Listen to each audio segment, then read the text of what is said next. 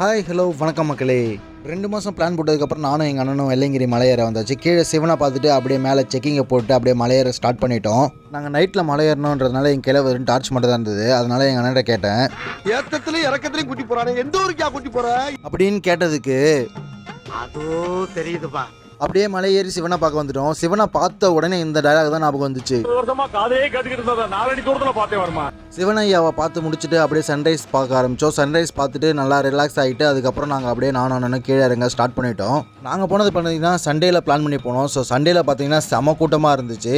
So நீங்கள் எதாவது plan பண்ணுறீங்கன்னா வீக் டேஸில் பிளான் பண்ணுங்க, கொஞ்சம் கூட்டம் கம்மியாகவும் இருக்கும், சாமியை வந்து நல்லாவும் பார்க்கலாம். நீங்கள் மலையேற பிளான் பண்ணுறீங்கன்னா நைட்டு ஏறி சாமியை பார்த்துட்டு பகலில் இறங்குற மாதிரி பிளான் பண்ணுங்கள். அப்போ தான் ஏறி இறங்கிறதுக்கு உங்களுக்கு ஈஸியாக இருக்கும். மலையேறவங்க மறக்காமல் நல்லா சாப்பிட்டுட்டு கையில் வாட்டர் பாட்டில் வச்சுட்டு மலையேறுங்க. உங்கள் ஃப்ரெண்ட்ஸ் யாராவது வெள்ளையங்கிரி போகிறாங்கன்னா இந்த வீடியோவை ஷேர் பண்ணிவிட்டு நம்ம வீடியோக்கு ஒரு லைக்கை போட்டுருங்க. உங்களை அடுத்த வீடியோவில் பார்க்குறேன். Tata, bye bye.